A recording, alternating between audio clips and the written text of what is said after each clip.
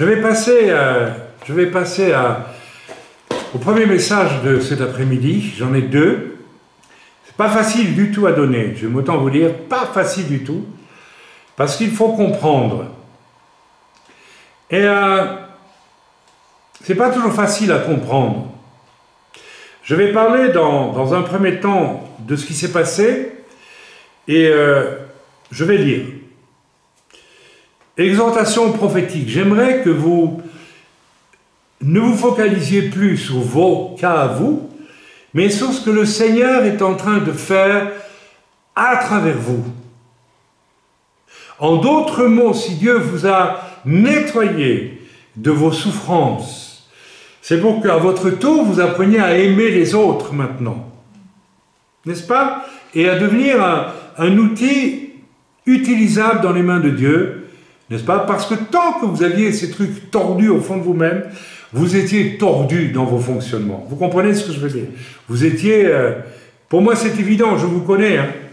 Je vois vraiment maintenant que vous avez été délivré de toutes sortes de mauvais choix de vie qui découlent de cet abus dont vous avez souffert et qui restait longtemps en vous, vous n'avez pas su gérer.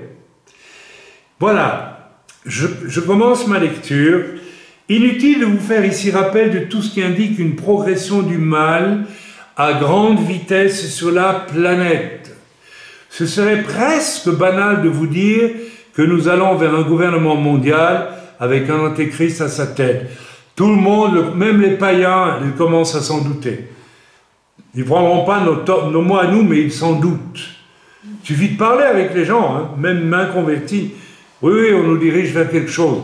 Il suffit d'écouter Jacques Attali qui dit qu'il faut un gouvernement mondial avec un chef mondial, hein, c'est tout. Tout ça, on le sait maintenant. C'est connu. Maintenant, ce qu'il faut, c'est qu'on voit qu'est-ce que nous, on doit vivre pour la gloire de Dieu dans ces temps. Voilà le message que j'ai pour vous cet après-midi.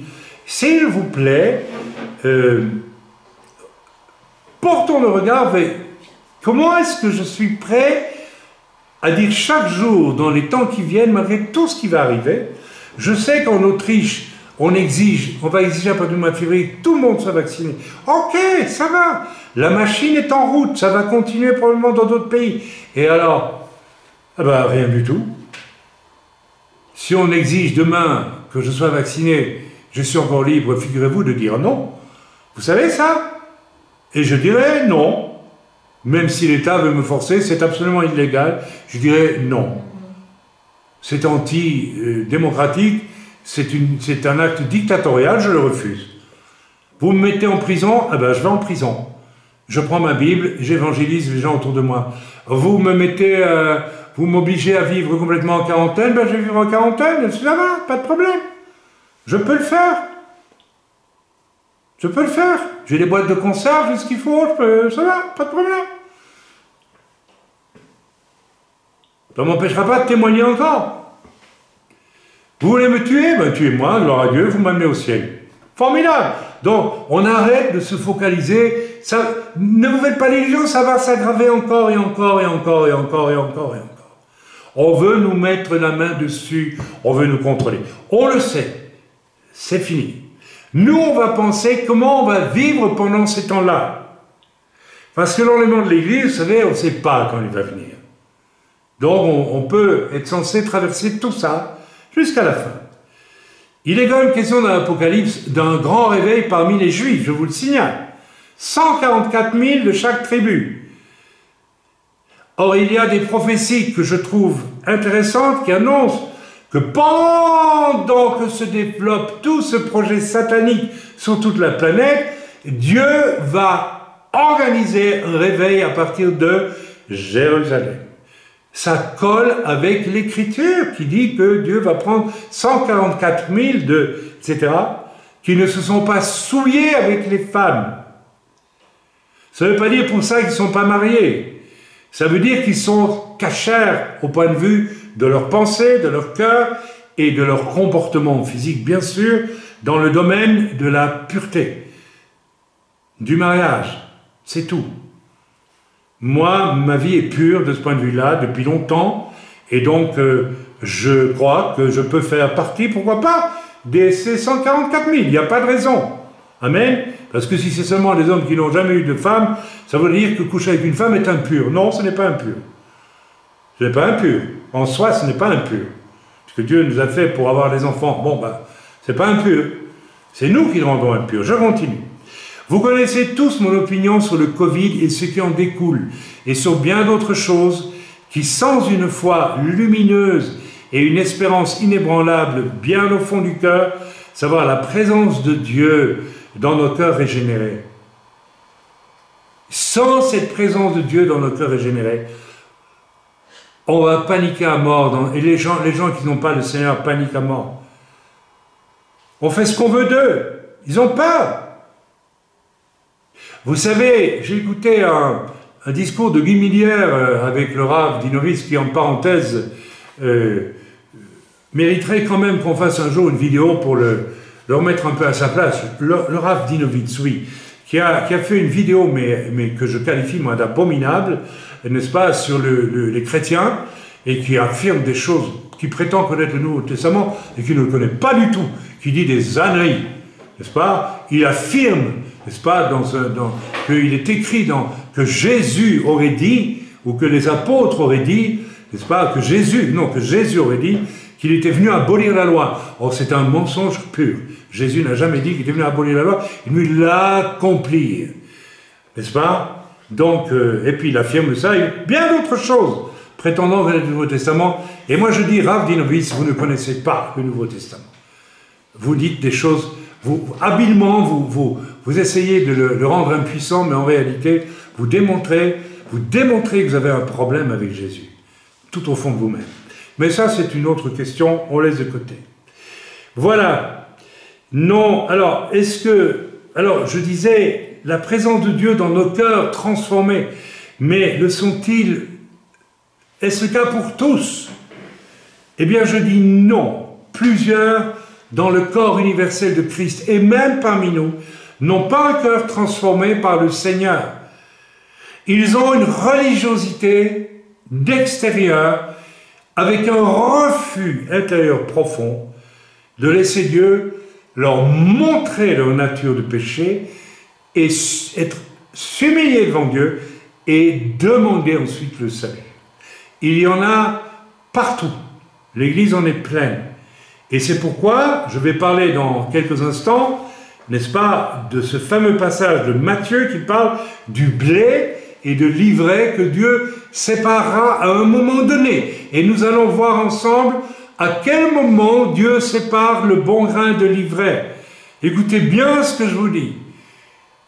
Il faut voir ce passage en Matthieu non pas dans une ligne du temps, dans une temporalité, mais comme une réalité spirituelle qui peut intervenir à n'importe quel moment. Je vais vous en parler dans quelques instants. Prenez patience, n'allez pas trop vite.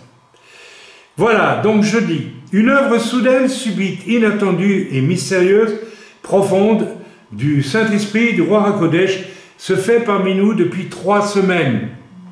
Au cours d'un de nos derniers cultes, une chère sœur, c'est Chantal, notre sœur Chantal, l'autre Chantal. Tu es là, Chantal? Lève la main, que je vois si tu es là. Elle est là. Elle me dit qu'elle a besoin de prière parce qu'elle est malade. Et immédiatement, le Seigneur me montre, elle est malade parce que ses nerfs l'ont épuisée. Et ses nerfs l'ont épuisée parce elle a vécu dans un stress monumental depuis qu'elle est née avec des parents abusifs, terriblement autoritaires, dominateurs.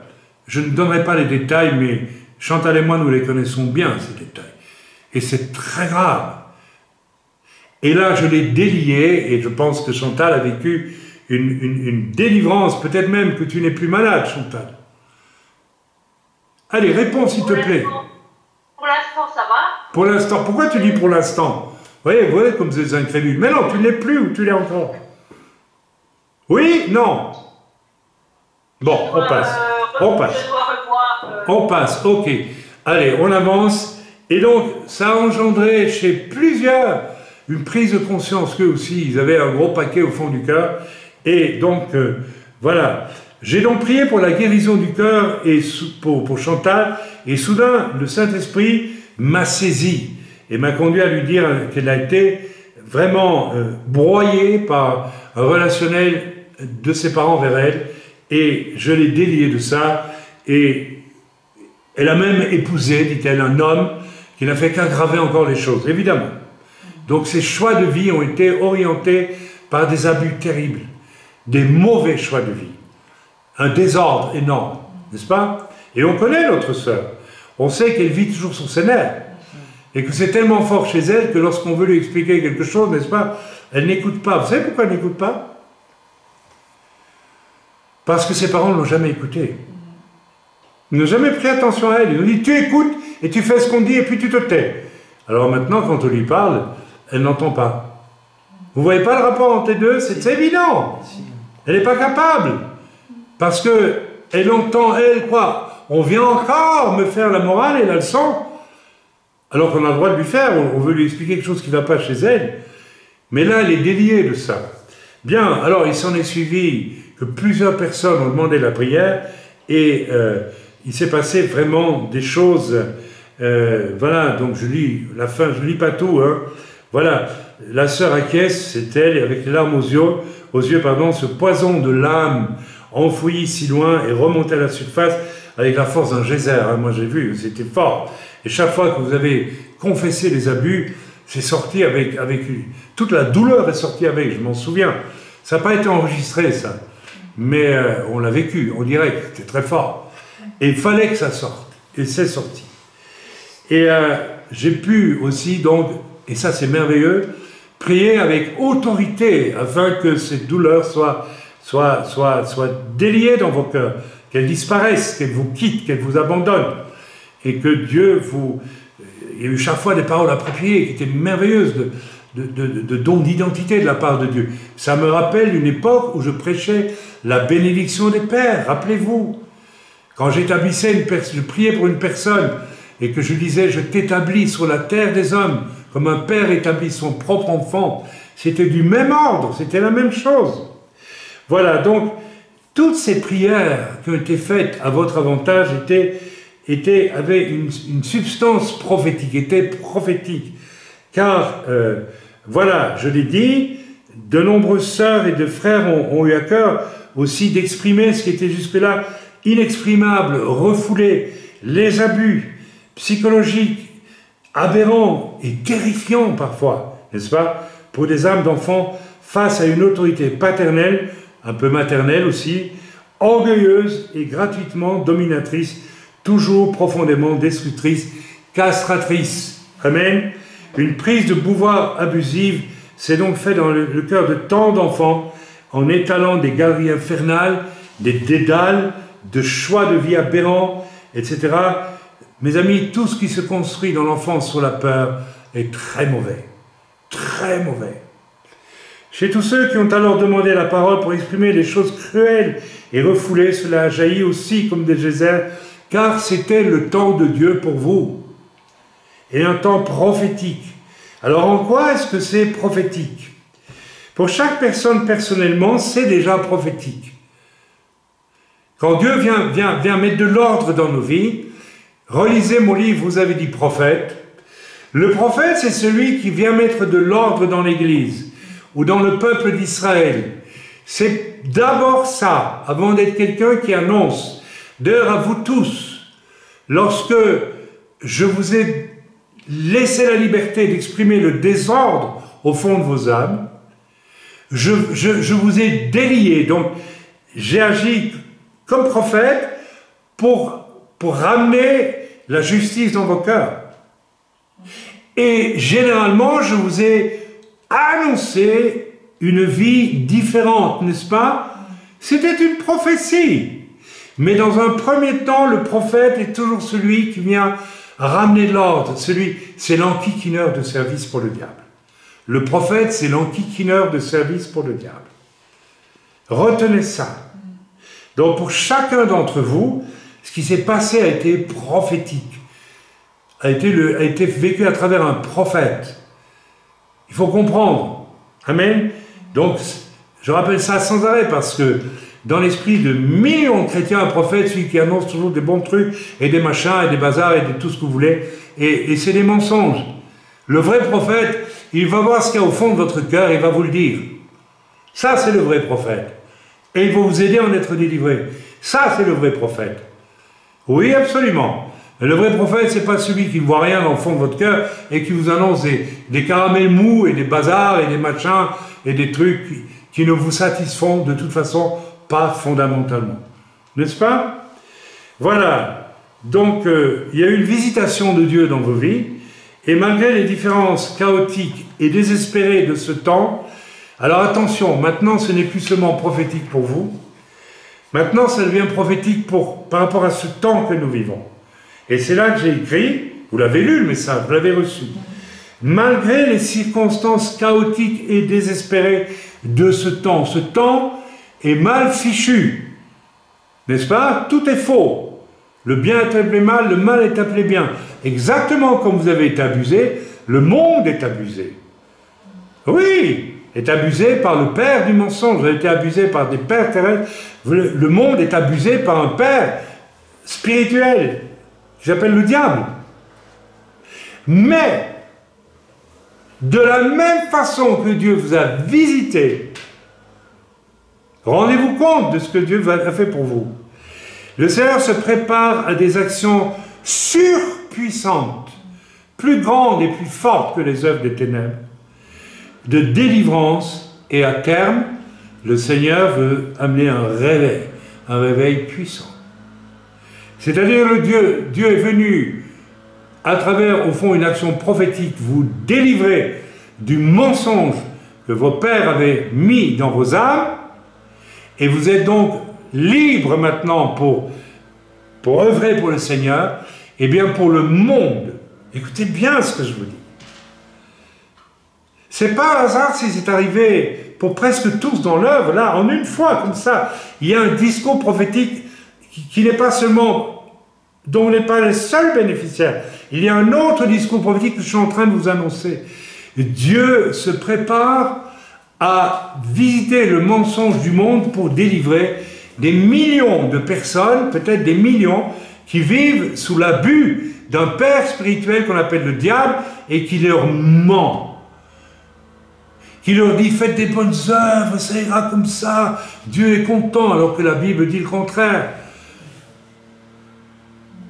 Un diable qui les culpabilise.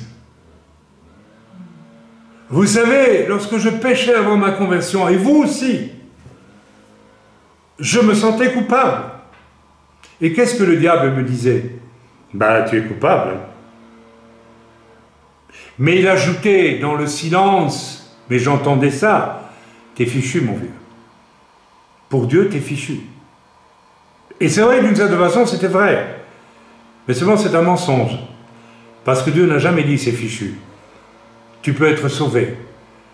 Ce que le diable glisse dans ton âme, à savoir que c'est fichu, que je te domine. C'est vrai, tu pêches, le diable te domine. C'est vrai. Et vous savez ce qui se passait? Vous savez ce que je faisais? Et vous l'avez fait aussi. Puisque c'est fichu, ben je retournais dans mon péché. Ben évidemment. L'abus continuait et chaque fois c'était pire.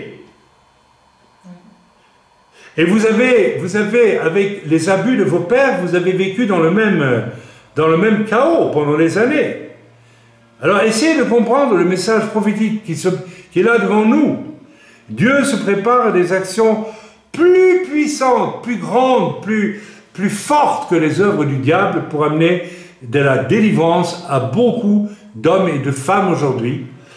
Et je pense que ce qui s'est passé pour nous est un message que Dieu est en train de nous envoyer à nous qui sommes délivrés, qui appartenons au Seigneur, qui sommes du bon grain pour Dieu et pas de l'ivraie.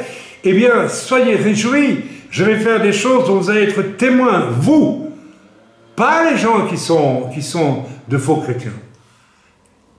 Et je vous annonce une bonne nouvelle, vous allez y participer à ces œuvres glorieuses. Ne cherchez pas maintenant comment ni pourquoi.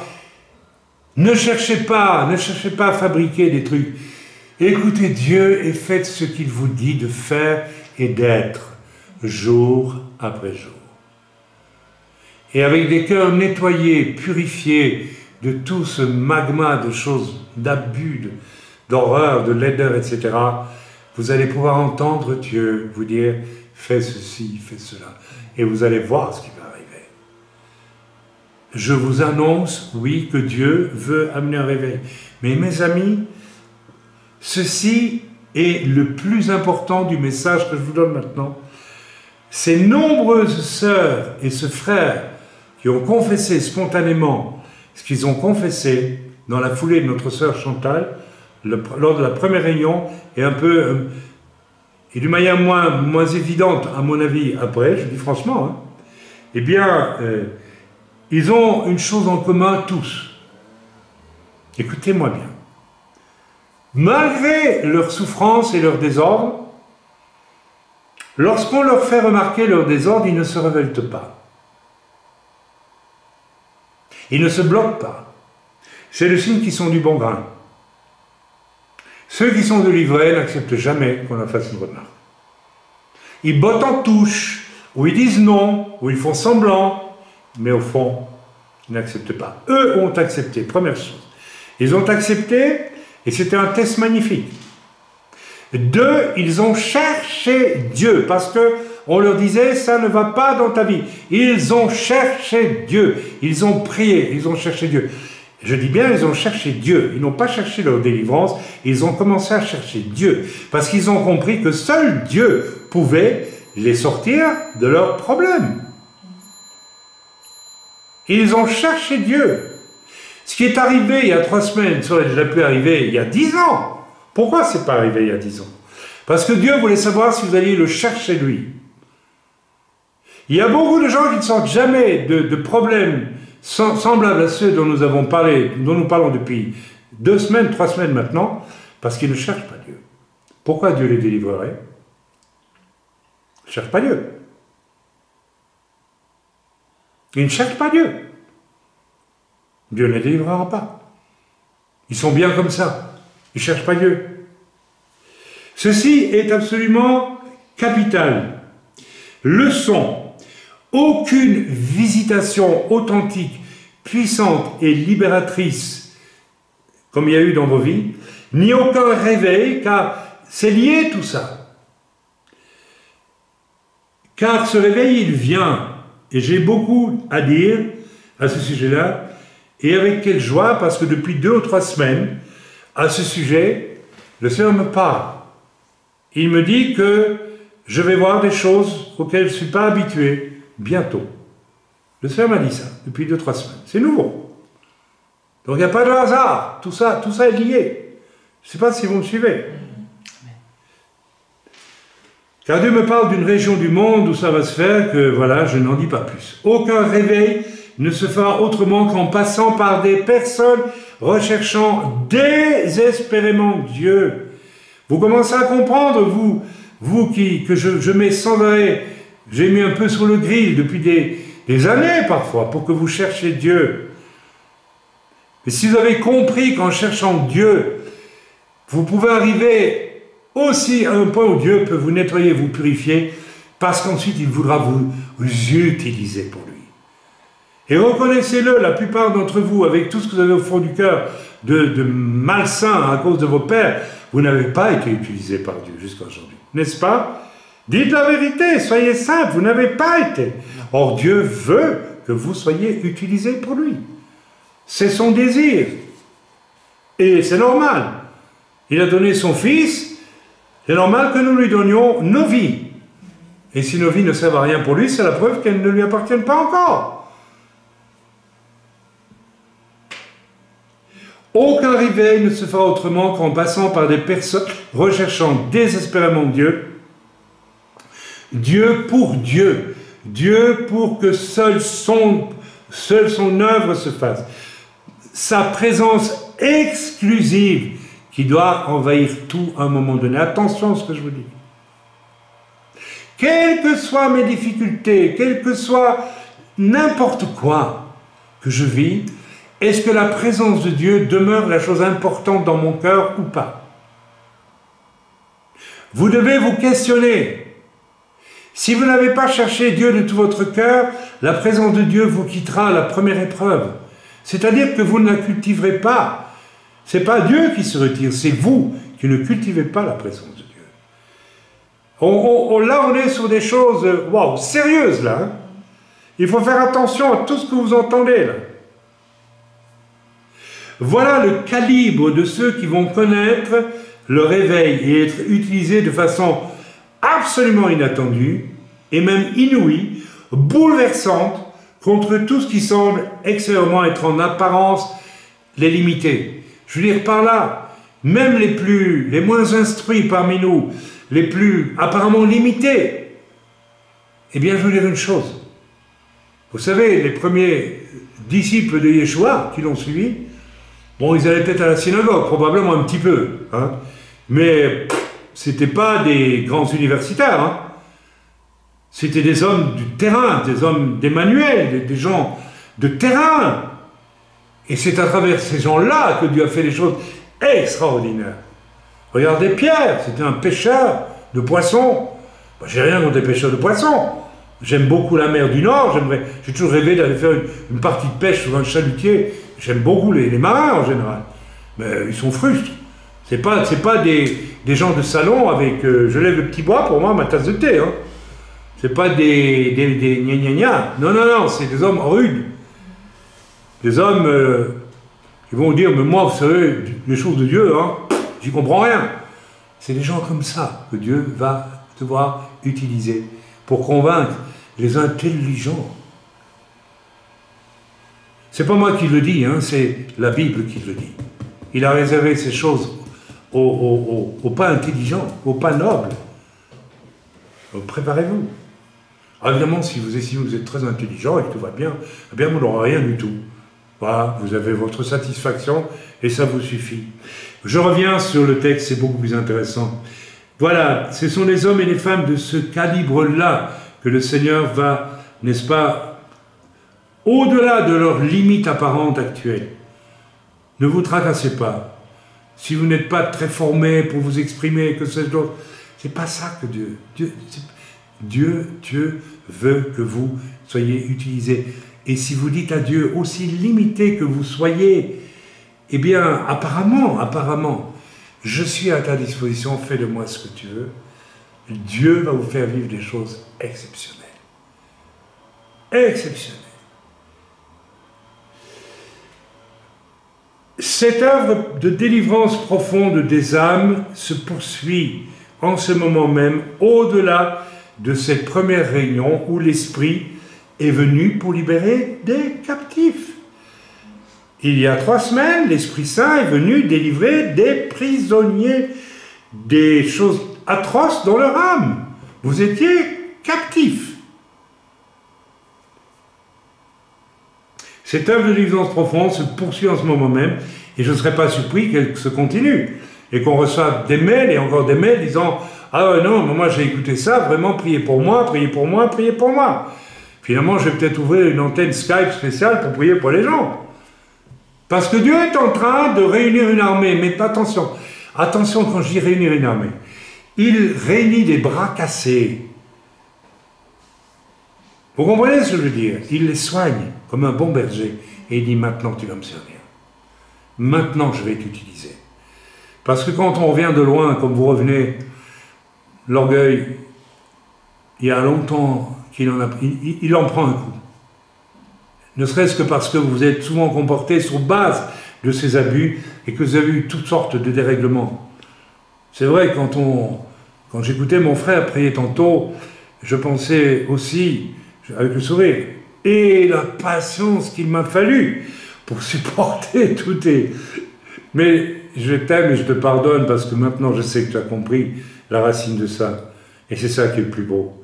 C'est merveilleux. Maintenant, waouh, je me dis, ben voilà, il a fallu patienter, mais ça valait le coup, puisque maintenant, il a compris lui-même sur quelle base faussée il construisait ses réflexes, ses attitudes, ses comportements. Donc que Dieu le bénisse, que Dieu le bénisse.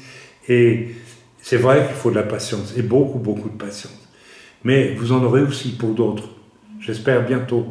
Quand le Seigneur va vous mettre dans les pattes des gens qui vont se convertir, et qui sont à moitié, vous voyez ce que je veux dire, avec toutes sortes de problèmes, parce que, vous savez, cette doctrine qui veut que lorsqu'on se convertit, on est parfait, c'est la plus grande des idioties qu'on puisse entendre. On est abîmé par la vie qu'on a menée. On a besoin de guérison. On a besoin. Alors, attention, il ne faut pas toujours courir après la guérison, quand en réalité, c'est moi qui ne me repens pas, ou qui croit être au centre du monde et que tout doit tourner autour de moi aussi. C'est encore c'est un autre problème. Je suis aussi contre la cure d'âme en tant que palliatif à une conversion qui ne serait pas complète. Ou la conversion est complète ou elle ne l'est pas. N'est-ce pas? Alors on peut aider les gens, oui. Enfin, on ne va pas rentrer dans ce débat sur la cure d'âme. C'est trop difficile, trop compliqué, ça n'a pas sa place ici. Ça pourrait avoir sa place, mais on n'a pas le temps. Voilà, donc je l'ai dit, je me suis souvenu aussi, en priant pour vous tous, que j'ai moi-même vécu il y a tant d'années. Je vous ai donné le témoignage, la pierre dans mon cœur, je ne vais pas revenir dessus. J'ai même dit publiquement, ça a été enregistré. Donc, je l'ai connu avant vous. Donc, c'est tout à fait nécessaire. J'avais le sentiment que je ne pourrais jamais continuer à servir Dieu si cette violence qui m'a été faite, à travers des mots de je ne sais qui d'ailleurs, n'a pas été sortie de mon cœur. Donc je sais très bien de quoi on parle. Et après, j'ai pu servir Dieu d'une façon bien plus vivante encore, bien plus forte, parce qu'à quoi me sert de vivre des miracles avec Dieu si moi je suis malade dans mon cœur? Vous comprenez? Donc il faut d'abord être bien nettoyé, bien que Dieu peut très bien vous utiliser, même malade, hein, souffrant psychologiquement, peut vous utiliser, il l'a fait avec moi. Il peut le faire avec n'importe qui. Tout est une question d'amour que l'on a ou que l'on n'a pas au fond du cœur. Parce qu'elle est là, la grande question. Amen. Mais j'espère que vous allez en avoir de l'amour maintenant, pour le Seigneur qui vous a guéri. Vous n'aurez plus aucune excuse. Voilà. Je me souviens aussi que, voici pas mal d'années, j'ai rédigé le livre Bénédiction du Père, Bénédiction des Pères, et que j'ai pu parcourir la planète tant que le diable ne m'a pas bloqué au travers de jaloux. Eh oui, de jaloux. Non, je ne fais pas comme Zemmour, eh oui.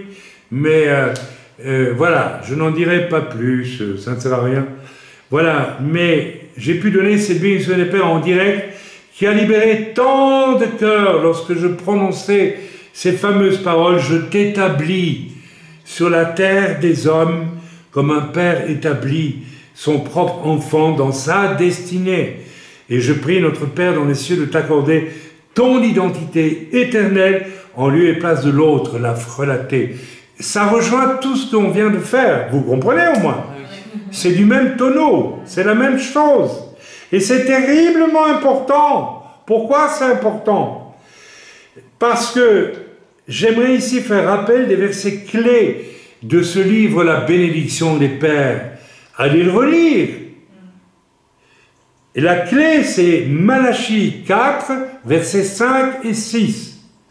Voici, je vous enverrai Élie, dans ce cas-ci, l'onction d'Élie.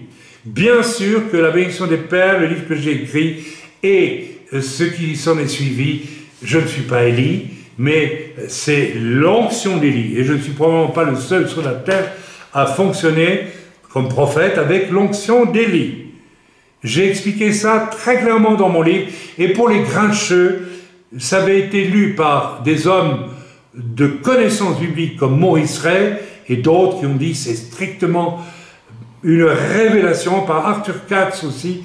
Donc juste il faut quelques références quoi, pour calmer les esprits malades, un peu tordus, qui aiment bien toujours, n'est-ce pas, critiquer pour critiquer.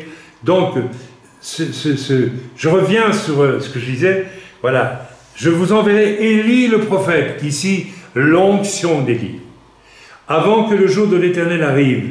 Qu'est-ce qu'il est dit d'Élie? Qu'il vient d'abord avant le Seigneur pour rétablir toutes choses. Alors, ce qu'il faut discerner, et on le voit dans l'Écriture que je vais vous lire maintenant, ce que Dieu veut que l'onction d'Élie vienne restaurer avant tout. Et il le dit. Élie vient, et les Juifs le disent encore aujourd'hui, vient pour restaurer toutes choses avant le retour du Messie. La question est de savoir qu'est-ce qui vient restaurer. Eh bien, c'est très simple. La relation entre les pères et les enfants.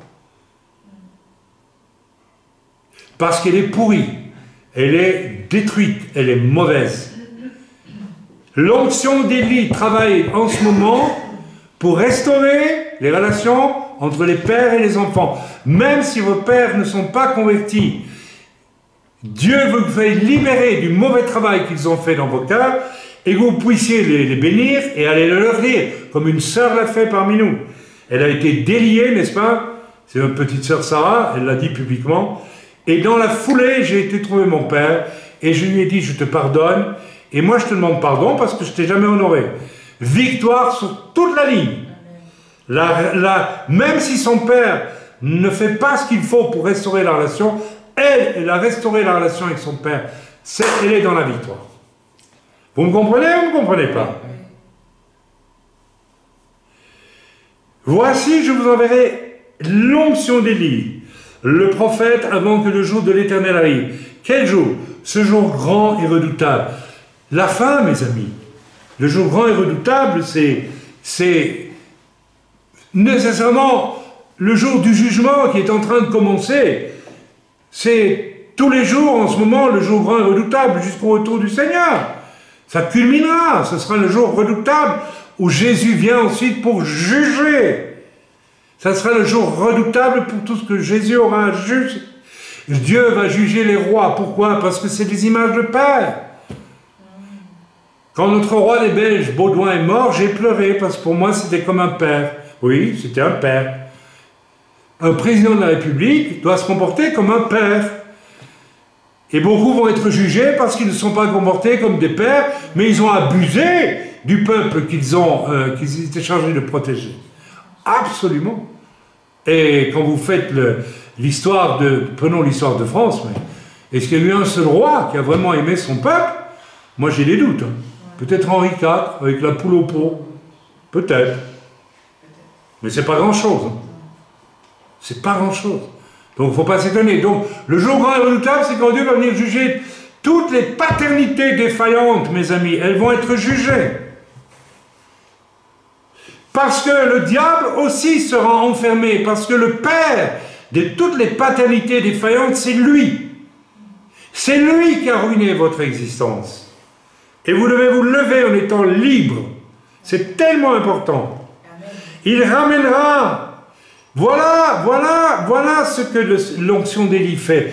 Il ramènera le cœur des pères à leurs enfants. Je lis ici, Malachie 4, 5, 6, et le cœur des enfants à leur père, de peur que je ne vienne frapper le pays d'interdit. En d'autres mots, si je ne restaure pas la relation père-fils, je dois frapper le pays d'interdit, je dois détruire la terre. C'est fini. Ça montre à quel point la relation père-fils est centrale. Ça montre à quel point Dieu est père et a envoyé un fils. La relation entre le père et le fils, c'est phénoménal, c'est très important. La relation du père avec ses enfants, elle est capitale. Et j'invite tous les hommes à se mettre devant Dieu et à réfléchir. Vous allez être jugés. Vous allez être jugés si vous ne vous repentez pas, tant qu'il est temps. Repentez-vous. Repentez-vous, messieurs les chrétiens, qui traitez vos femmes ou qui vous dites chrétiens, et qui traitez vos enfants. Vous pouvez faire une erreur. Tout le monde en fait, j'en ai fait. Mais on demande pardon. Quand j'allais dire mon erreur, je dis, oh stop, j'arrête, pardon, c'est pardon. Ça, c'est le vieil homme en moi qui veut dominer. C'est très mauvais. Il est en vous, messieurs, en vous tous. Même en moi, il est potentiellement possible encore. Il suffit de se laisser aller. Hein.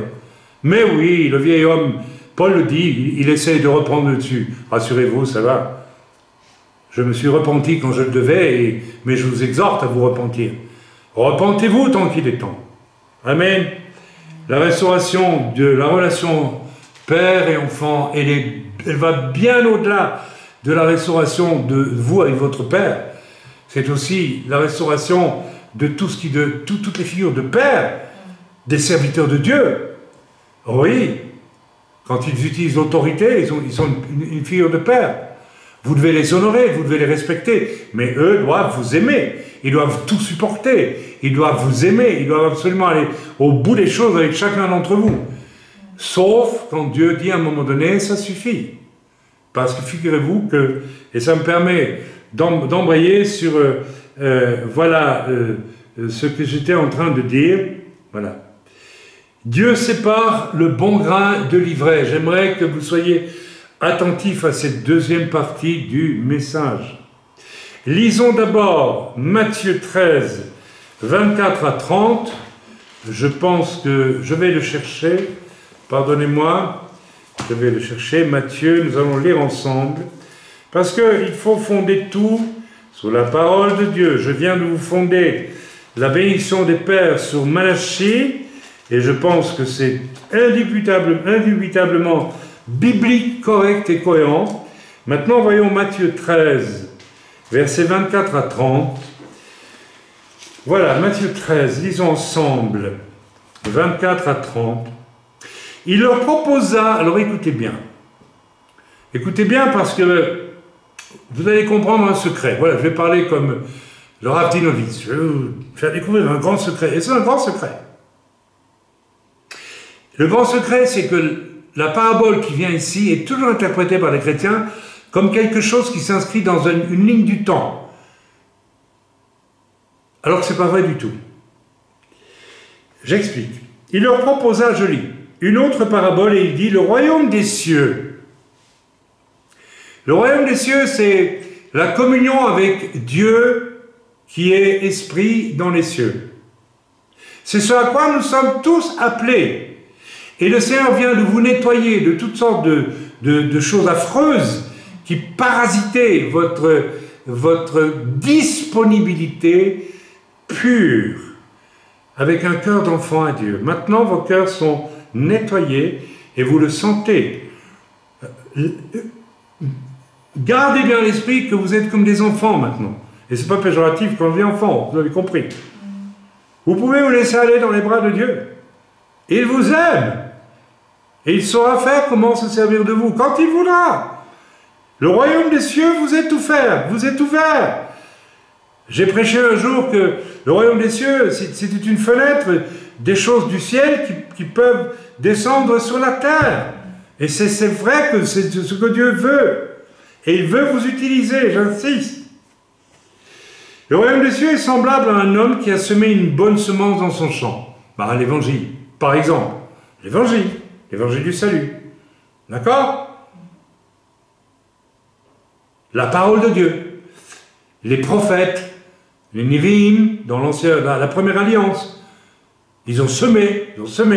Le roi David, par les louanges, ils ont semé dans le peuple beaucoup de choses. Mais pendant que les gens dormaient, on ne s'arrête jamais sur ce mot « dormait ». Parce que si les gens n'avaient pas dormi, la suite n'aurait pas pu avoir lieu. Le problème, c'est d'abord, ils dormaient. Écoutez-moi bien, s'il vous plaît. Son ennemi vint, sema de l'ivraie parmi le blé et s'en alla, évidemment.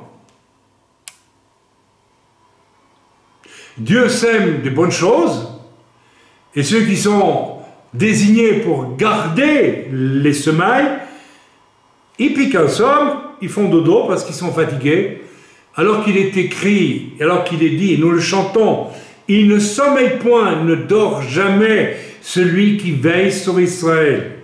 Écoutez-moi bien, Dieu veut faire de vous des éveillés. Je parle ici aux gens dans notre œuvre, mais je m'adresse des gens éveillés, restez éveillés. La Bible dit, Paul nous le dit dans l'Écriture, priez sans cesse. La Bible nous dit, l'ennemi rôde comme un lion, priez, veillez et priez sans cesse. Comment on fait? Même la nuit, on peut prier sans s'en rendre compte. Ça m'est arrivé de prier en langue, je me réveillais, je priais en langue. Parce que j'étais éveillé, je suis éveillé. Je suis en éveil. Je ne vis pas la vie chrétienne, ouais, ok, je suis en éveil quand on prêche la parole, et puis après je roupille. Je vais à mes affaires. Non, quand je vais à mes affaires, quand je vais enseigner à l'école, quand je vais à l'usine, quand je vais dans n'importe quoi, je suis toujours en éveil avec Dieu. Parce que si je ne suis pas en éveil, je dors. Si je dors, le diable va semer de l'ivraie. Et nous allons voir ce qu'est l'ivraie. Lorsque l'herbe eut poussé, oui, mais pendant que les gens dormaient, son ennemi vint, son ennemi. Oh, écoutez, l'ennemi, on sait très bien que c'est le diable. C'est clair, on a compris. Est-ce qu'il faut que j'explique? Non, je n'ai pas besoin d'expliquer. Et il s'en alla. Ni vu, ni connu. Tchic, j'ai rien fait. Je vais me promener ailleurs. Et l'ivraie est semée. Et on va voir ce que c'est que l'ivraie. Lorsque l'herbe eut poussé et donné du fruit, le blé donc, ou le froment, enfin je ne sais pas ce que vous voulez, l'ivraie parut aussi. Entre parenthèses, l'ivraie, c'est une graminée qui ressemble, paraît-il, je ne sais pas, je n'en ai jamais vu, je n'ai pas fait attention, mais paraît-il ressemble vraiment à du blé. Mais c'est pas vraiment du blé. C'est presque comme du blé, mais c'est pas du blé. C'est pas? Alors, voilà, on a déjà une information très claire sur ceux qui sont du blé et ceux qui sont de l'ivraie. Ceux qui sont de l'ivraie ont toutes les apparences du christianisme, mais ils ne sont pas chrétiens. Ils sont semés dans l'Église par le diable. Je dis bien par le diable. Leur adhésion est tout à fait superficielle et ils rentrent dans l'Église et le diable les y pousse. Oui, le diable les y... Écoutez ce que je vous dis. Oui, c'est choquant, je sais. Eh bien, réécoutez Spurgeon, il vous dira pas le contraire. Et moi, je vous invite à réécouter les hommes de Dieu qui prêchaient et qu'on trouverait très dur aujourd'hui, à l'époque de Spurgeon et d'autres. Ils sont poussés dans l'Église par le diable. Les serviteurs du maître de la maison, je lui continue la lecture, vinrent lui dire, « Seigneur, n'as-tu pas semé une bonne semence dans ton champ ?» Mais la question qui devrait se poser est, pourquoi avons-nous roupillé? Nous avons dormi. Mais ça, non. Pourquoi tu as laissé faire, Seigneur?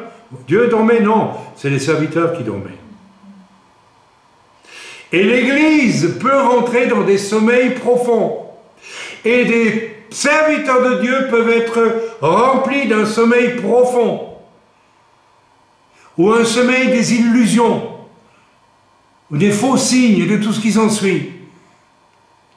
L'Église dort. L'Église est autosatisfaite, contente. On va soigner vos bobos. On veut que vous ayez une bonne, comment on appelle ça? Une bonne opinion de vous-même. Moi, j'ai prié pour que Dieu purifie vos cœurs, les saletés que vos pères y avaient mis, mais c'est pas pour que vous ayez une meilleure opinion de vous-même, c'est pour que vous soyez libre. C'est une grande différence. Il y a une grande différence. Vous comprenez la différence entre être libre, libéré, et avoir une haute opinion de soi-même? Ainsi, des gens qui sont pourris de l'intérieur par des abus paternels, on va leur dire, on va faire un peu de psychologie, il faut que tu aies une bonne opinion de toi. Mais ils sont bousillés à l'intérieur, tu donnes une bonne opinion de quoi? Eh bien, finalement, je vais te le dire, je vais loin dans ce que je dis. Tu donnes une bonne opinion de l'œuvre que le diable a fait à travers leur père dans leur cœur. Il faut d'abord nettoyer le cœur. Il faut que l'Esprit de Dieu te conduise, homme de Dieu, à aller au fond des choses avec toutes tes brebis, pour être sûr qu'elles soient libres, qu'elles soient vraiment libres. C'est important. D'où vient donc qu'il y a de l'ivraie, disent les serviteurs. Il leur répondit, c'est un ennemi qui a fait cela. Et un ennemi, bon, hein, le diable. Et les serviteurs lui dirent, veux-tu que... Alors les serviteurs, ils sont malins. Veux-tu que nous allions l'arracher? Non, dit-il. De peur qu'en arrachant l'ivraie, vous ne déraciniez en même temps le blé. Laissez croître ensemble. Ça, c'est très mystérieux, n'est-ce pas? Laissez croître ensemble l'un et l'autre. On va y venir dans quelques instants. Jusqu'à la moisson. Et ça, c'est le deuxième mot-clé du verset, la moisson. Dieu nous prépare pour une moisson. Est-ce que vous commencez à voir vers quoi je me dirige là? Vous commencez à comprendre? Vous l'acceptez ou vous ne l'acceptez pas? Ou vous l'acceptez du bout d'air, vous dites, oh, c'est pas pour moi. Hein. Moi, je ne suis pas serviteur de Dieu. Je dirais au moissonneur, arrachez d'abord l'ivraie et liez-la en gerbe pour la brûler, mais amassez le blé dans mon grenier. Alors évidemment, quand on lit ça, généralement, on parle d'une espèce de jugement de la fin, et ça y correspond dans un certain sens, c'est vrai. Mais c'est une parabole, mes amis, extratemporelle. Je voudrais insister là-dessus, revenir dessus. Je sais que ce verset, je reprends ma lecture de ce que je vous ai envoyé et que tout le monde aura reçu, les gens en tout cas qui viennent nous écouter. Je sais que ce verset s'adapte à une séparation spirituelle décisive entre le bon grain et l'ivraie, et qui est dans l'esprit de beaucoup de personnes, c'est un jugement qui se fera à la fin. Et c'est pour ça que Dieu dit de ne pas séparer le bon grain de l'ivraie maintenant. Eh bien, c'est faux. Je veux dire pourquoi c'est faux. Parce que si c'est conçu comme en finale, un jour ou l'autre, d'un jugement qui viendra, on passe à côté de choses qui sont des clés, des clés importantes. Premièrement, il est question que, on va transposer, n'est-ce pas? N'est-ce pas? Voilà. Pendant que les gens dormaient, si ce jugement n'intervient qu'à la fin, au retour du Seigneur, par exemple, ça veut dire que jusqu'au retour du Seigneur, l'Église dort. Et qu'elle a toujours dormi. C'est pas vrai. Donc ici, il faut sortir ça de cette vision, d'inscrire tout ce passage sur une ligne prophétique, n'est-ce pas? Il faut le prendre comme quelque chose qui peut nous concerner tout de suite. Voilà. Il est question, n'est-ce pas, d'un endormissement, et l'Église aujourd'hui est endormie, mes amis, en bien des points. En bien des points. Et je ne sais pas si vous l'avez remarqué, nous prions, nous luttons, nous enseignons, tous ensemble, nous essayons d'aller vers quelque chose qui nous réveille, n'est-ce pas? Ou c'est vrai, ou c'est pas vrai ce que je vous dis? Amen. Je ne dis pas qu'on y est déjà arrivé, mais on cherche. Au lieu de se lamenter sur le Covid, on a dit, très bien, nous, on sait très bien que ça ne vient pas de Dieu, on ne marche pas dans ce truc, mais nous, on cherche la pensée de Dieu pour nous-mêmes. Rappelez-vous, c'est le message que je vous ai donné dès le début du Covid. Rappelez-vous de cela. Mais rien dans l'Écriture nous permet de situer la réalisation de ce jugement, séparation entre le bon grain et l'ivraie, dans une ligne du temps qui viendrait lointainement. Ça veut dire que l'Église dort tout le temps. Je sais qu'à un moment donné, l'Église va vraiment s'endormir, juste pendant la tribulation. Mais ce n'est pas encore le cas. Ce n'est pas encore le cas aujourd'hui. Et que c'est... voilà. Et ce qui vient ensuite, n'est-ce pas? Dieu parle dans ce passage d'une moisson. Donc il faut que l'Église se réveille. Et que Dieu fasse une moisson. La moisson, ce sont des âmes nouvelles. Ok? C'est pas vous qui êtes déjà moissonnés, vous êtes moissonnés. Donc Dieu veut amener une moisson. Alors si on résume, Dieu veut d'abord que l'Église se réveille. Et Dieu dit aussi qu'il va se passer quelque chose. Attention à ce que je suis en train de vous dire.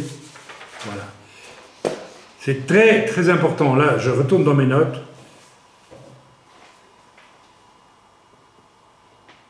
La raison pour laquelle maintenant, dans la parabole, Dieu dit, laissez grandir ensemble le blé et l'ivraie.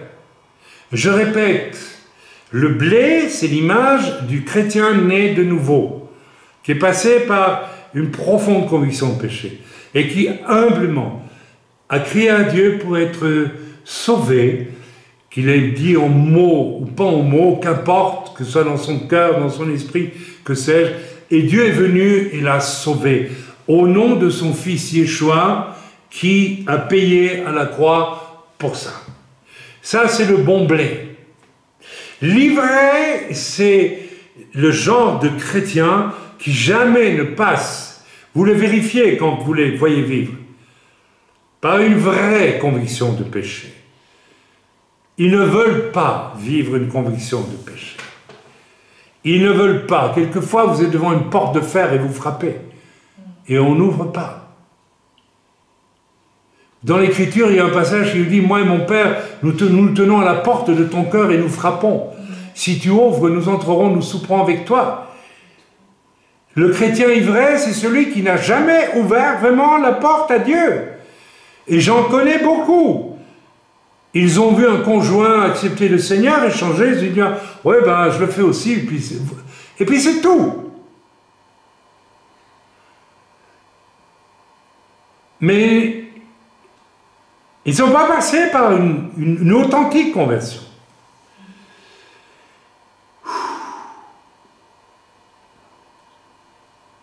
Mais pendant que les gens dormaient, traduction, alors je le redis, si les gens avaient veillé, jamais l'ennemi n'aurait pu semer de l'ivraie. Signification de l'ivraie, des hommes ou des femmes semblables à de vrais chrétiens en apparence. Ils ont le discours du chrétien. Ils vont à l'église. Ils connaissent tel serviteur de Dieu. Ils le disent. Ils ont toutes les apparences. Ils viennent aux réunions. Et il y a un homme parmi nous qui aujourd'hui a été révélé comme de l'ivraie et Dieu l'a écarté. Parce qu'on a vu que, qu'il faisait des choses inacceptables en tant que chrétien, je ne vais pas les nommer, mais il les connaît et nous les connaissons tous, et qu'on s'est rendu compte à un moment donné qu'en réalité, il n'a aucune intention de se repentir de rien du tout. Et que même il est habité d'un esprit de domination. Un homme qui se convertit n'est plus un dominateur, il est un serviteur, même au sein de son foyer. Il va changer dans son cœur. La première chose qui se passe dans la vie d'un vrai, de celui qui est du blé, il prend conscience du mal qu'il a fait, il se précipite pour aller demander pardon. Certains, il faut presque leur arracher. Tu ne pourrais pas demander pardon de ce que tu as fait là? C'est tellement énorme par moment. Oh, mais je le fais, hein, j'ai demandé pardon, puis voilà, c'est tout. Hein. Ne m'embête plus avec ça. Non. Si du cœur, tu ne te précipites pas pour vraiment t'assurer que ta demande de pardon est reçue par la personne qui est en face de toi, tu ne t'es pas repenti. Tu n'as pas demandé pardon. On peut demander pardon de la bouche et pas du cœur. Vous savez ça?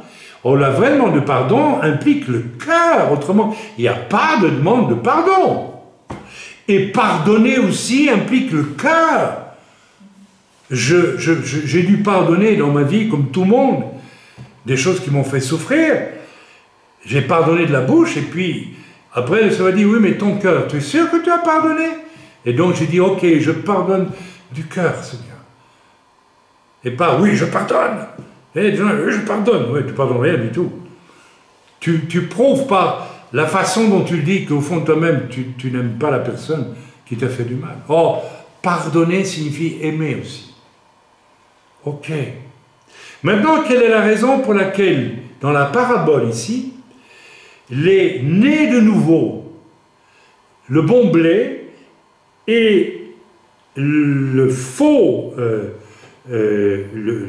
l'ivraie, ceux qui ne sont pas vraiment nés de nouveau, grandissent ensemble pour un certain temps, jusqu'au jour où Dieu dit « je les sépare ». À la fin, c'est dit. Il y a un jugement, il y a une séparation. Je crois que la raison pour laquelle le Seigneur veut que l'ivraie et le bon grain grandissent ensemble, c'est pour qu'ils s'observent. C'est pédagogique. Écoutez bien ce que je vais vous dire. Si vous êtes du bon grain, vous allez voir ce qu'est un faux chrétien qui n'est pas vraiment converti. Vous allez voir que c'est de l'ivraie. Et ça va vous renseigner sur, premièrement, que vous avez une chance inouïe d'être du bon grain. Et qu'il a fallu que quelqu'un meure pour vous pour que vous soyez du bon grain. Le problème n'est pas pour vous d'accuser l'ivraie et de dire « ouais, comme ils sont moches, l'ivraie ». Non, vous n'avez pas le droit de le faire. Mais en regardant l'ivraie, vous réalisez à quel point vous êtes au bénéfice d'un grand salut. N'est-ce pas? Vous voyez qu'ils ne fonctionnent pas comme vous. Ceux qui sont de l'ivraie, qui ne sont pas nés de nouveau, ne fonctionnent pas comme vous. L'avez-vous remarqué? Répondez, s'il vous plaît. Oui. Je parle aux gens dans l'œuvre. Oui, oui. L'avez-vous remarqué ou pas remarqué? Oui. Oui, amen. Il y en a qui ne répondent pas. Amen. Ah oui, Oui, un amen. problème de connexion Internet, pardon. Vous l'avez remarqué? C'est important. Oui. Et du point de vue de celui qui est de l'ivraie et qui a refusé son cœur à Dieu, il observe le bon grain, il voit ceux qui ont donné leur cœur vraiment à Dieu, avec humilité, avec crainte de Dieu, avec obéissance, sans discuter, sans faire d'histoire, honnêtement, en mettant leur orgueil de côté, et tout ce qui va avec l'orgueil, esprit de contrôle, de domination, etc., magouille, mensonge. Oui, ceux qui sont de l'ivraie sont des menteurs. Ils mentent, oui, je peux vous le dire. J'observe des faux chrétiens qui sont de l'ivraie, ils mentent toujours. À un moment donné, vous les découvrez menteurs. Ils mentent. Ils racontent des histoires. Ils sont menteurs parce que celui qui les dirige et qui les domine est menteur dès le commencement et il s'appelle le diable. S'ils ne sont pas nés de nouveau, ils sont des chrétiens sous l'emprise de Satan. Et donc, ils ont tout le loisir de se rendre compte qu'ils ne sont pas comme le bon blé. Et Dieu leur donne du temps pour qu'ils changent. Mais à un moment donné, Dieu sépare le bon grain de l'ivraie. Quand Dieu le fait, ça, c'est pas mon problème. Mais vous voyez qu'on n'est pas ici avec cette parabole dans l'annonce d'un jugement qui vient tout à la fin, on ne sait pas très bien où, là, avant le retour du Seigneur, mais qui se fait à tout moment. Alors attendez, je termine, et je vais terminer, je ne crois pas que je vais prêcher le deuxième message, parce que c'est tellement costaud, il me semble, ce que je suis en train de dire là. Est-ce que grandir ensemble dans le même champ, c'est possible ad infinitum entre le bon grain et l'ivraie? La parole de Dieu dit non. À un moment donné, Dieu sépare. Pourquoi va Dieu se séparer? Vous savez à quel moment Dieu va séparer? Et il sépare. C'est Dieu qui sépare. Nous avons vu des personnes que Dieu a séparées, n'est-ce pas? Dieu a séparé. Nous n'avons rien fait, nous n'avons pas mis à la porte, rien. Nous avons vécu avec elle, nous l'avons accepté, nous avons souffert et souffert et souffert avec beaucoup de patience de leurs éternelles faussetés, quelque part. Mais c'est Dieu qui sépare. Alors, à quel moment Dieu va séparer? Eh bien, Dieu va séparer à partir du moment où ceux qui sont du bon grain vont sortir du sommeil qui a permis, vous me suivez ou vous ne me suivez pas, à l'ivraie de venir parmi eux.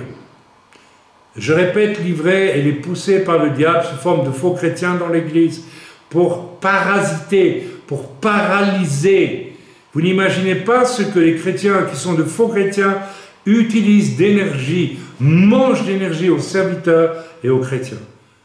Réjouissez-vous si vous êtes venus du bon blé et que vous produisez du fruit pour Dieu. Un grain sans. Vous vous rappelez la parabole aussi?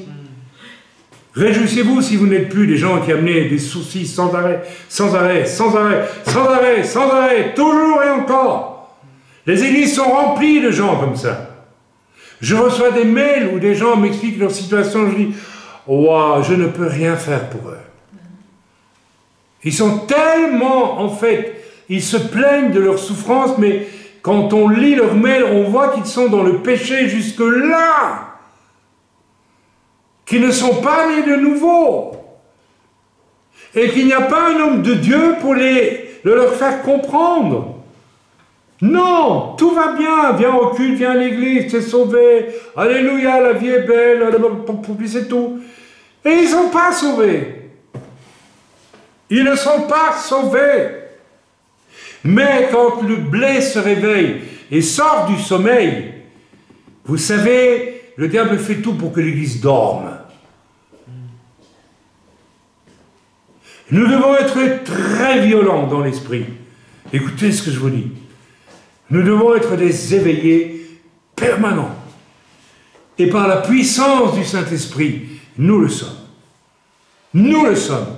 Si nous sommes sauvés, c'est pour ça l'Écriture dit, n'éteignez pas l'Esprit, laissez l'Esprit vivre parmi vous, afin, c'est pour ça que j'ai donné ce message sur les deux extrêmes par rapport au Saint-Esprit. Soit on fait des folies, soit on dit qu'il y a quasiment plus de Saint-Esprit. Il n'y a plus de dons spirituels. C'est le diable qui répand ces deux extrêmes dans l'Église. Et une sœur américaine m'a écrit en me disant, mais je te supplie de reprêcher ce message en anglais. Parce qu'aux États-Unis, au Canada, tout le monde va dans les deux extrêmes, mais plus personne n'est dans le chemin étroit de la vérité.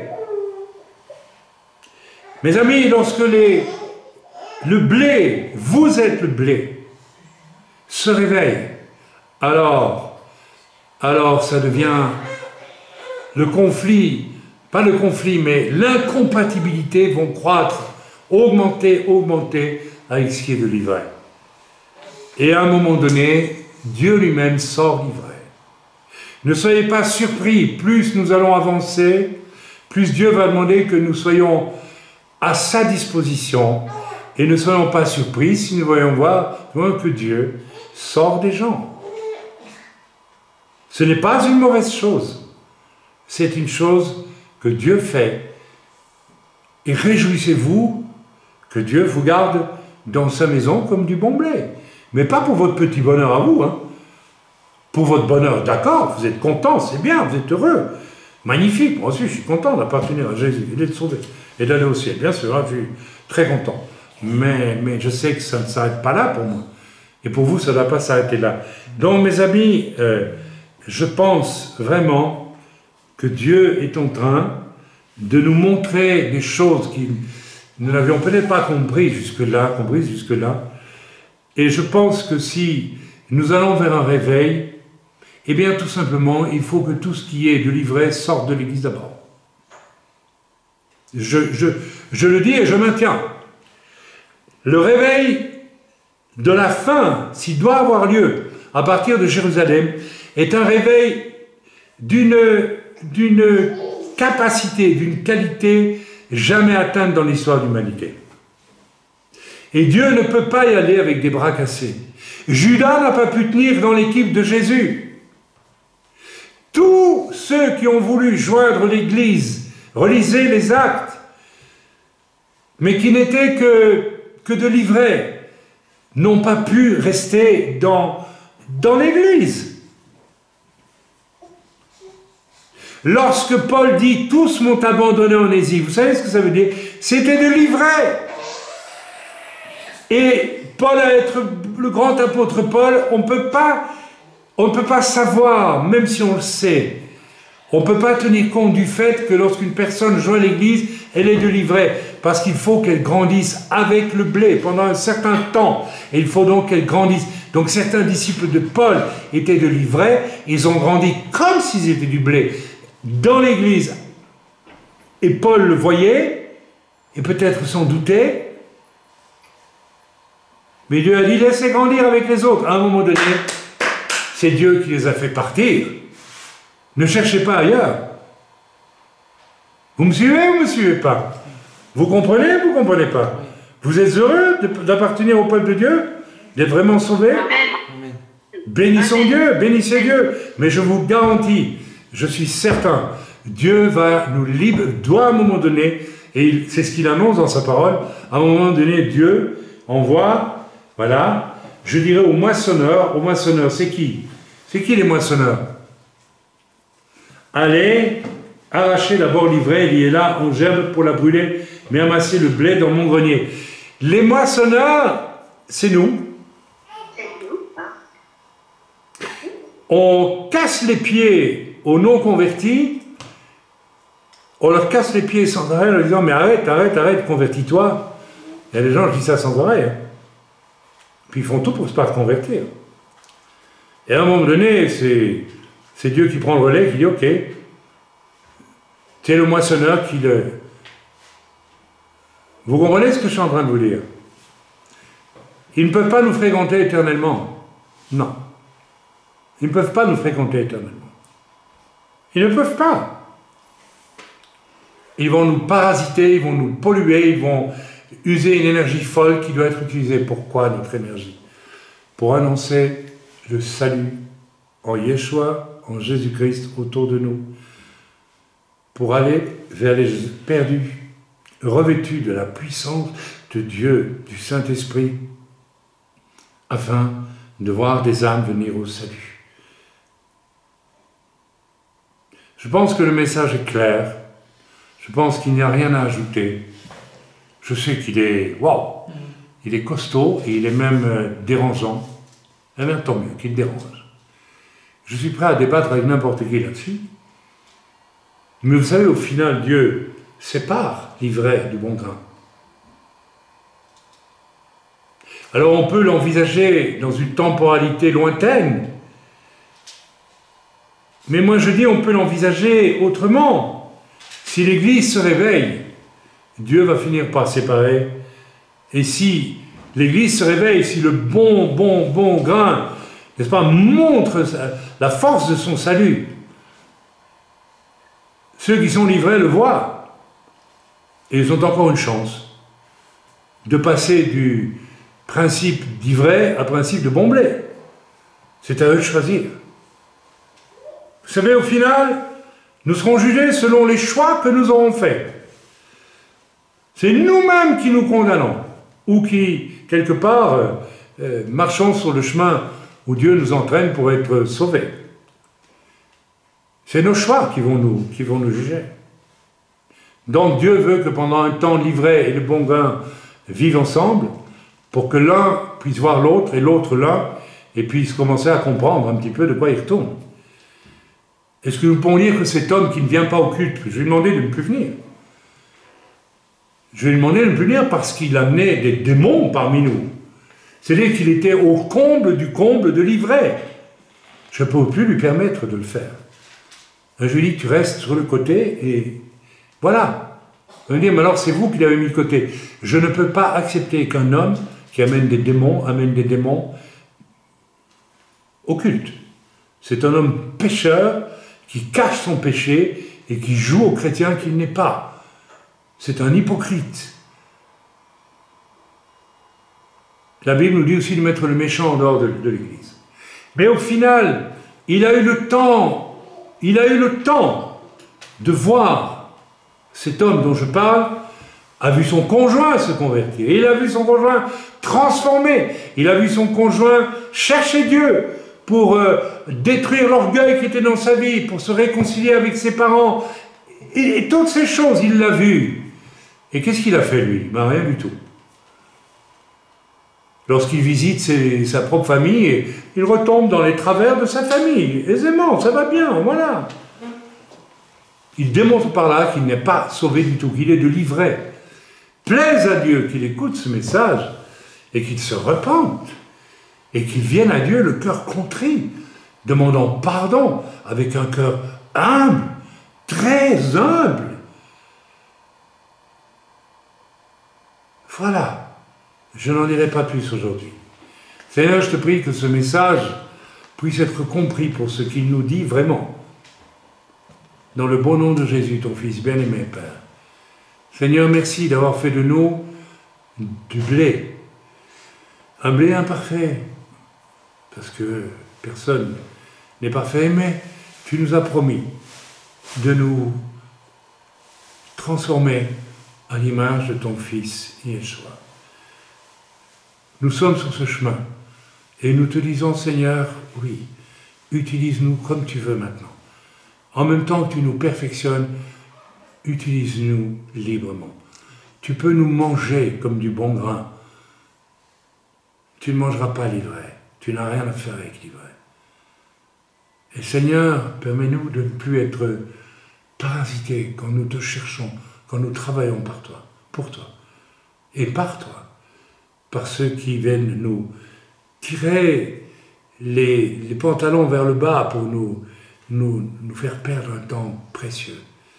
Délivre-nous, Seigneur, de cette ivraie. Et Père, je te prie, Seigneur, je ne dis pas que ceux qui sont livrés sont définitivement perdus. Je ne sais pas. je ne suis pas Dieu. Je ne peux pas savoir si Dieu ne souhaite pas, au fond de lui-même, qu'il se convertisse vraiment, ou si Dieu a compris qu'il ne se convertirait jamais. Seul Dieu le sait. Mais Seigneur, je te prie que ton œuvre se fasse et que tu nous utilises, si nous sommes les nouveaux, que nous soyons à ta disposition, que nous ayons cela dans nos cœurs, dans le nom de Jésus, pour les temps qui viennent, parce que tu veux faire, j'en suis convaincu, de grandes choses, de grandes choses. Dans le bon nom de Yeshua, ton Fils bien-aimé. Amen. Voilà, alors chers amis, pour terminer le message, c'est intéressant d'aller lire donc dans Matthieu au chapitre, toujours au chapitre 13, mais cette fois à partir du verset 34, ou même plutôt à partir du verset 36. Alors il renvoya la foule et entra dans la maison. Donc Yeshua renvoya la foule et il rentra dans la maison. Ses disciples s'approchèrent de lui et dirent « Explique-nous la parabole de l'ivraie du champ. » Il répondit « Celui qui sème la bonne semence, c'est le Fils de l'homme. Le champ, c'est le monde. La bonne semence, ce sont les fils du royaume. La bonne semence, qui viennent du blé, non pas de l'ivraie. L'ivraie, ce sont les fils du malin, les fils du diable. C'est carrément, comme je l'ai prêché, donc c'est intéressant de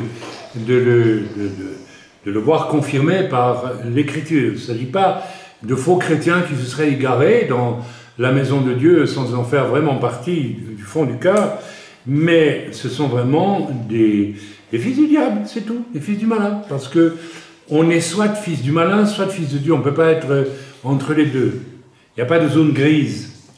Et puis finalement, il dit ici dans ce passage que je suis en train de vous lire, voilà, l'ennemi qu'il a semé, donc cette fausse graine, cette mauvaise graine, cet ivraie, c'est le diable. Donc c'est le diable, comme j'ai dit, qui introduit dans l'Église, dans le champ du Seigneur, introduit, qui implique aussi l'Église, qui introduit les fils du malin. Donc c'est l'Écriture qui les déclare ainsi. Hein. Ok ? Qu'il a semé, c'est le diable. La moisson, c'est la fin du monde. Alors c'est très intéressant parce que, en fait, quand on va voir en grec, il n'est pas question de la fin du monde. La fin du monde, c'est... en fait, il n'y a pas de fin du monde, si on veut bien regarder dans l'Écriture, puisque même tout à la fin des 1000 ans, lorsque le grand trône blanc sera dressé, que voilà, les hommes passeront au jugement, et puis que Dieu ensuite créera des nouveaux cieux et une nouvelle terre, la vie continue. Donc il n'y a pas vraiment de fin du monde, n'est-ce pas? Alors quand on va voir en grec, ici, il est question, en fait, c'est la fin de l'ère. Alors ça c'est intéressant parce que une ère, c'est une dispensation de temps. Donc c'est la fin d'une certaine ère. Ça rejoint le message que je donnais, c'est-à-dire que ce n'est pas un point fixe sur une ligne du temps. C'est peut-être quand le Seigneur décide que la dispensation est terminée. Et je pense que nous sommes vraiment aujourd'hui à ce moment-là. Je pense que la dispensation est en train, la patience de Dieu est en train... Alors, je ne veux pas dire pour ça qu'elle s'arrête maintenant, mais il y a déjà, je crois, un jugement qui se fait, et Dieu veut séparer, n'est-ce pas, les fils de Dieu des fils du diable, tout simplement, c'est ce qu'il est dit ici. Et alors, juste une chose, parce que j'ai dit trop rapidement, je me suis égaré, bien sûr, j'ai dit que c'est les moissonneurs qui séparent le bon grain de l'ivraie, c'était nous, bien sûr, c'est évidemment pas nous du tout, c'est même contradictoire avec ce que je dis, puisque nous ne mettons pas les gens à la porte, nous. Mais l'Écriture nous dit que ce sont les anges. Ça, c'est très profond et c'est très beau, parce que ce sont les anges qui, à un moment donné, vont poussent les gens en dehors du champ du Seigneur. Donc voilà, je voulais rajouter cela. Et puis c'est la fin du monde, n'est-ce pas, que Jésus dit, la fin de cette ère d'une dispensation.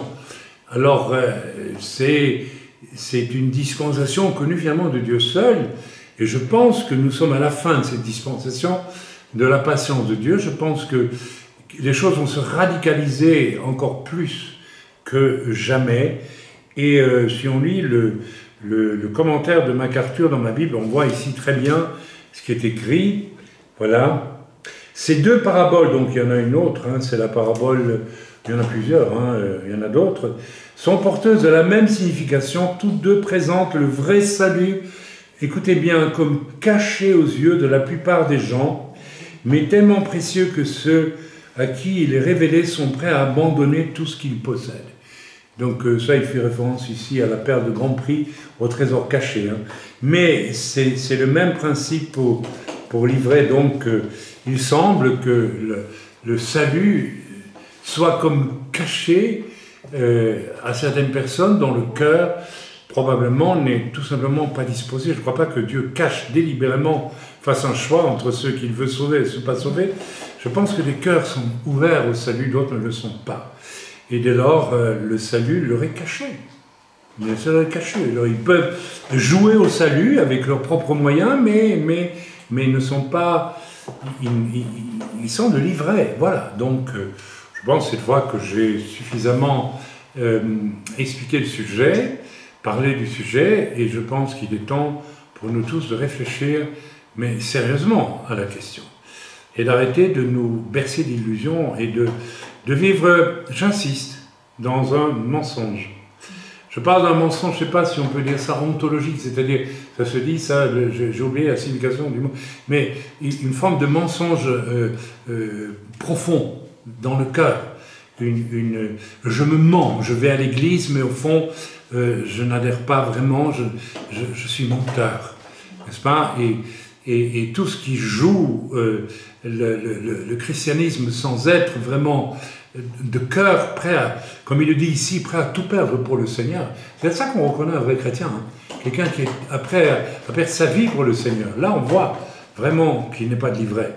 Donc, je vous recommande, je vous conseille de méditer tout cela sérieusement, calmement, de prier là-dessus et de laisser le Seigneur vous guider, parce que je crois qu'il voudrait que tout soit du bon grain, tous.